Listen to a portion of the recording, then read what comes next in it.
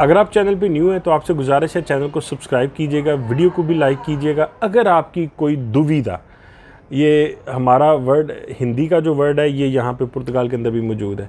अगर आपको कोई क्वेश्चन या दुविधा है तो आप मुझे कमेंट्स के अंदर पूछ सकते हैं। मेरी पूरी कोशिश होती है कि मैं उसका आंसर करूँ।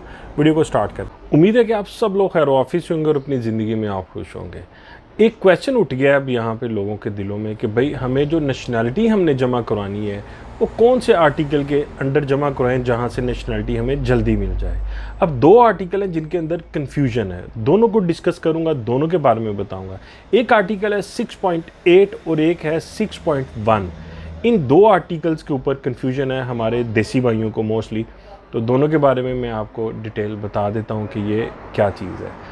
ये कन्फ्यूजन पैदा नहीं होनी थी जब गवर्नमेंट ऑफ पुर्तगाल ने ये कहा कि जनाब जिसका भी बच्चा यहाँ पे पैदा हो रहा है और पेरेंट में से किसी एक को 1 साल यहाँ पे रहते हुए हो गया है तो बच्चे को डायरेक्ट नेशनैलिटी मिलेगी और उस नेशनैलिटी की बेस पे जो पेरेंट्स हैं वो अपना टाइम काउंट कर लें कि क्या उनको यहाँ पुर्तगाल रहते हुए लीगल नहीं याद रखना है कि क्या बच्चे के पेरेंट्स क्या उनको यहाँ पे रहते हुए 5 साल पूरे हो गए हैं तो वो अंडर आर्टिकल 6.8 अपनी नेशनैलिटी को जमा करवा सकते हैं। ये एक सहूलत दी गई है पुर्तगाल की गवर्नमेंट की तरफ से उन लोगों को जिनको ये लगता था कि 3 साल 2.5 साल या 4 साल मेरे कार्ड लेने में ज़ाया हो गए और उसके बाद फिर वो इस टाइम को वो यूटिलाइज़ करने के लिए आप ये कर सकते हैं कि आप अपनी जो नेशनैलिटी है वो 6.8 आर्टिकल के अंडर आप जमा करवा सकते हैं। दोनों का फ़र्क भी बताऊंगा आपको। अब जो दूसरी नेशनैलिटी है वो है 6.1 आर्टिकल 6.1। इसके अंडर ये है कि आपने क्या करना है, आपने 5 लीगल साल यहाँ पे गुजारने हैं।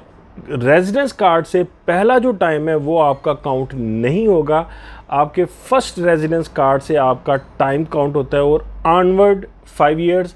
इसके बाद आप अपनी नेशनैलिटी को जमा करवा सकते हैं। ये दो आर्टिकल्स हैं। 6.1 जो आर्टिकल है ये तो बहुत पुराना है, जो चलता आ रहा है। जो 6.8 है ये रिसेंटली अभी इन्होंने इंट्रोड्यूस करवाया जिसके ऊपर लोग अभी नेशनैलिटी जमा करवा रहे हैं। अब कन्फ्यूजन कहाँ पे आती है इन दोनों के अंदर, पहले मैं आपको ये बताता हूँ। कन्फ्यूजन ये आती है कि अक्सरियत हमारे जो लोग हैं जो जिनके घर में बच्चा पैदा होता है और वो बच्चे की बेस पे अपनी कैलकुलेशन करते हैं तो डेफिनेटली वो 5 साल उनको पूरे हो गए होते हैं क्योंकि कार्ड लेने में अच्छा खासा टाइम लगा होता है। तो जब वो कैलकुलेशन करते हैं उसके बाद फिर वो देखते हैं कि यार मेरा तो साल रह गया, वो जो लीगल टाइम मेरा काउंट होना है उसमें भी साल रह गया है, तो मैं किसके अंडर आर्टिकल के जमा कराऊँ अपनी नेशनैलिटी। तो यहाँ पे आके एक कन्फ्यूजन क्रिएट होती है कि भाई मैं कौन से आर्टिकल में अपनी नेशनैलिटी को जमा कराऊँ। देखिए जो 6.8 है उसमें आपको बहुत सारे डॉक्यूमेंटेशन की ज़रूरत है। बहुत से डॉक्यूमेंट्स ऐसे हैं कि जो आपको प्रोवाइड करने पड़ते हैं और ये थोड़ा सा कॉम्प्लिकेटेड है और ये सिर्फ़ और सिर्फ CRC सेंट्रल के अंदर यानी लिस्बन सेंट्रल के अंदर ही ये जमा होता है आपका।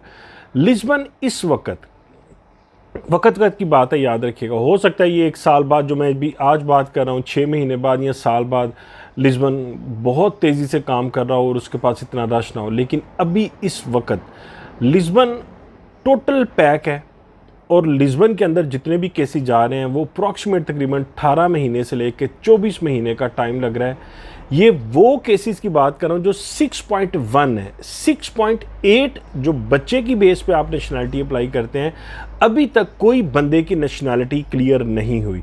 उसमें क्या होता है कि उसमें वो डिमांड के अंदर आपके डॉक्यूमेंट चले जाते हैं। वो कभी कोई चीज़ आपसे डिमांड कर सकते हैं, कभी कोई चीज़ डिमांड कर सकते हैं। जब डिमांड के अंदर आपकी चीज़ चली जाती है नेशनैलिटी के अंदर तो आपको उस डिमांड को प्रोवाइड करने में डेफिनेटली थोड़ा टाइम चाहिए। उसके बाद वो 1 माह से 6 माह सिर्फ लगते हैं सिर्फ उस डिमांड को टच करने के लिए कि वो आपका प्रोसेस जो है दोबारा से सिस्टम जो है वो आपका चलना शुरू हो जाए। तो ये 6.8 है।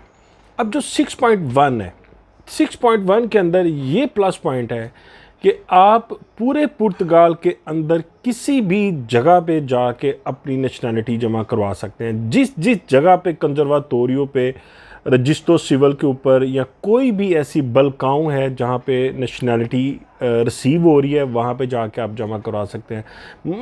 मिसाल कर देता हूँ, विजियो, पोम्बाल, कोइम्ब्रा, ब्रागा, और इसके अलावा संतानाई, इसके अलावा आप पोर्तो के अंदर भी ढेरों जो विला दी कोंद, विला दी गिया, ये विला रियाल, ढेरों ऐसी बेशुमार ऐसी जगह हैं जहाँ पे आप जमा करवा सकते हैं, जहाँ पे ये आपकी जो बल्काऊँ है ये अवेलेबल है। जब आपको ये ऑप्शंस मिलते हैं तो अगर आपने थोड़ा सा होमवर्क किया हो तो आपको ये काफ़ी हद तक एक अंदाज़ा हो जाता है कि किस जगह से जल्दी आपकी ये चीज़ें निकल रही हैं।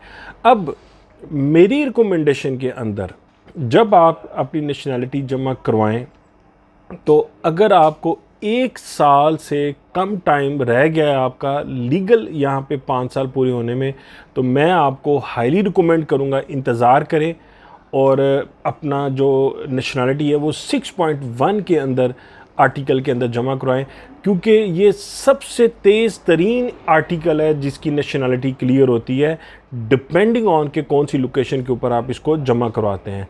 तो जब आपने अपनी नेशनैलिटी को जमा करवाना है तो आपने ज़हन में रखना है कि थोड़ी सी होमवर्किंग ज़रूर करिएगा। लिस्बन, जैसे मैं आपको बता रहा हूँ कि लिस्बन इस वक्त टोटल पैक है, बहुत टाइम लग रहा है लिस्बन के अंदर नेशनैलिटीज़ के अंदर, और ये मैं ऐसे बंदों को जानता हूँ जिन्होंने लिस्बन के अंदर नेशनैलिटी जमा करवाई और उनके 4-4 महीने, 6-6 महीने, 7-7 महीने के अंदर नेशनैलिटीज़ क्लियर हुई। तो ऐसी भी सिचुएशन यहाँ से गुजरी है, लेकिन इस टाइम ये टोटल पैक है तो आपको एहतियात करनी चाहिए। जो इसकी नेशनैलिटी की फ़ी है वो 250 यूरो इसकी फ़ी होती है। तो जब आप अपनी अब अप्लाई करने लगे जो नेशनैलिटी है तो थोड़ा सा ख्याल कर लें, थोड़ी सी अपनी वर्किंग कर लें, आपको अंदाज़ा हो जाएगा। लेकिन मेरी अपनी ज़ाती रिकमेंडेशन के अंदर मैं आपको किसी को भी ऐसे बंदे को नेशनैलिटी के लिए नहीं रिकमेंड करूँगा जिसके लीगल टाइम पूरा होने में अप्रॉक्सीमेट तकरीबन 1 साल रह गया, 1 साल के आगे पीछे टाइम रह गया उसका 6.1 आर्टिकल के अंडर अपना टाइम पूरा होने में, तो उसको कोई ज़रूरत नहीं है रिस्क लेने की कि वो 6.8 बच्चे की बेस पे अपनी नेशनैलिटी जमा कराए। ज़रूर उसको ये रियलाइज़ ज़रूर होगा कि मेरे टाइम पूरा हो गया तो मैंने जमा करवा दिए, एक अजीब सी फीलिंग होती है बंदे को। लेकिन मैं आपको रियलिटी बता रहा हूँ कि इन द लॉन्ग टर्म आप उसमें लेट होंगे, आपको ख्वारी होगी उसके अंदर। जो ईजीएस्ट एक और जो स्ट्रेट फॉरवर्ड बिल्कुल जिस पे वो वर्थ करते हैं, जिसकी एक कदर की जाती है, वो 6.1 है, जिसमें आप 5 लीगल साल यहाँ पे गुजारते हैं। और ये 5 लीगल साल से मुराद ये है कि जिस दिन आपकी रेजिडेंस कार्ड आपका इशू होता है उससे ऑनवर्ड ये 5 साल काउंट किए जाते हैं। तो आपको अपनी जो नेशनैलिटी है 6.1 आर्टिकल के अंडर ही जमा करें। 250 यूरो इसकी फ़ी है। जो इसके डॉक्यूमेंट्स हैं, जो मैंने आपसे वीडियो की बात की हुई थी कि वो जो पॉइंट्स डिस्कस किए जाते हैं 1 2 3 4 5 6 7, वो वीडियो मैं ज़रूर एक बनाऊंगा। उसके अंदर मैं डॉक्यूमेंट्स की लिस्ट भी आपको बता दूंगा कि कौन कौन से करने हैं। अभी जस्ट मैं आपको ये 2 आर्टिकल्स के बारे में बताया है कि दोनों में से कौन सा बेहतर है जिसके अंडर आपको अपनी नेशनैलिटी को जमा कराना चाहिए और जो आपकी नेशनैलिटी जल्दी आ सकती है। तो अपना ख्याल रखिएगा। दोबारा किसी वीडियो के साथ आपसे दोबारा मुलाकात होगी।